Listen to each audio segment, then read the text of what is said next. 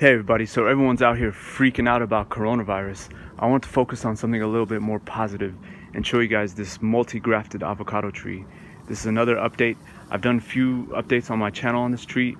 So quick history, back in September 2018, I cut this tree way back and the rootstock grew out and I grafted on several varieties onto this tree specifically with the goal in mind of having access to avocados year round.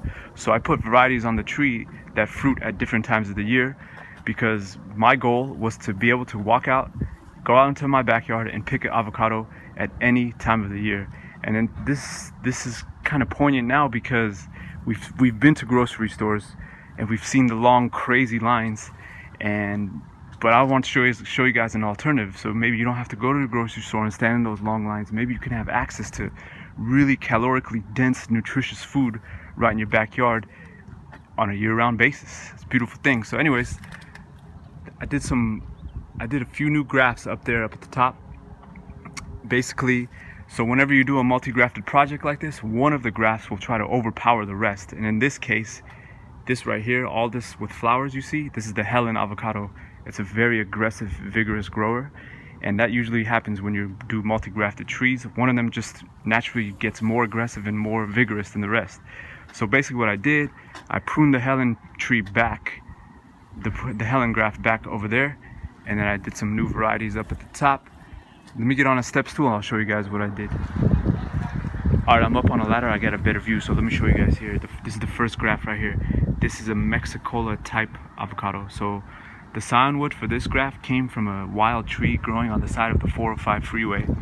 I would pass the tree every day on my way to work, and I noticed that it would hold avocados in November and December, which is usually a dead time for avocados. You can't really find them too many available at that time. So this was pretty nice. So I went and did some further investigation. I got close up to the tree and I saw there were some avocados on the ground.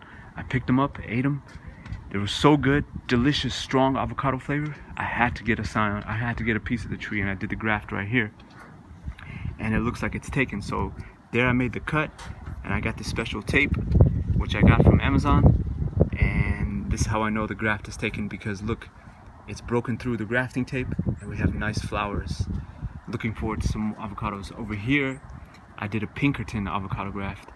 So there I made the cut with the grafting tape, and look, I know it's taken because we have some nice beautiful leaves popping through. Exciting times. Over here is the Nimlio. I did a Nimlio avocado graft. Now if you guys have ever seen a Nimlio avocado tree, if you've ever seen a Nimlio avocado, it doesn't even look real. It looks like a bowling ball is growing on the tree, or like a big black basketball is growing on the tree, and the fruit is pretty good. The only problem is the shell is so hard, that the outer skin is so hard, you can't really do the squeeze test like you can most avocados. So basically what you do is you take the nub off, the nub that connects the stem to the fruit, take that off, slide a toothpick in there, and if it's soft, the toothpick goes through, then you know it's ripe. And it tastes pretty good, and it gives you a massive amount of fruit.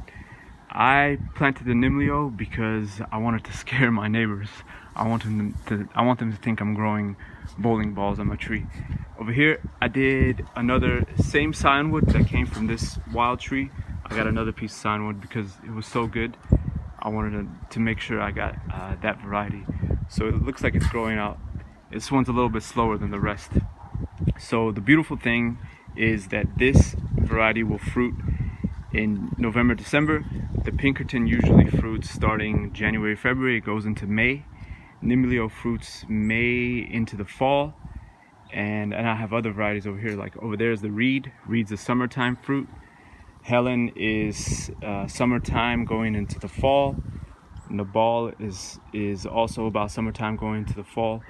So I've pretty much covered. Oh no, yeah, I've pretty much covered most of the year. I did some more grafts here. Let me show you guys. Since the last time I did the update, let me show you some other grafts here. I'm back on the ground, standing on the ground now. This right here is Surprise avocado. It fruits in the winter. I don't know exact season, but I know it's winter, so I'm gonna say December, January. And then over there, I did the Charwell avocado. and that's Charwell avocados. The season is spring, but the beautiful thing about the Charwell is the fruit hang onto the tree for a long time, even after they're ready to be picked. So you have options of when you want to pick and eat your fruit. Now, a lot of people ask me where the scion comes from a tree and how this whole thing works. So let me show you guys quickly how basically what I do. So here is the Pinkerton tree, which I took the scion wood from. So basically what I do, okay, I'll go up to this Pinkerton tree. I see a piece of good wood that I can graft. I cut it off here. I cut off a piece of this tree, walk over to the tree I want to graft it on. So I brought it over here, and then what I'll do is I'll make a cut, put an incision in, like I did there, cut it, put this grafting tape around it, and if it grows out like I did here, I have an exact genetic clone. I have an exact copy of that Pinkerton tree. I have the exact clone of the genetics. Basically, it's like, the easiest way I can put it is you're copying and pasting plants. So that's probably the best way I could put it. Copying and pasting plants, basically, guys. All right, people, once this coronavirus stuff dies down and we can resume our normal lives, I want to share this kind of multi-grafted projects with people in the area, especially if you're in Southern California. This is definitely a possible thing. It's a very feasible thing, and it gives us good food security, and it gives us food security in times of crisis. So once all this stuff dies down, contact me and we'll work something out. We can start multi-grafted projects in people's yards around town. All right, everybody, thank you for watching.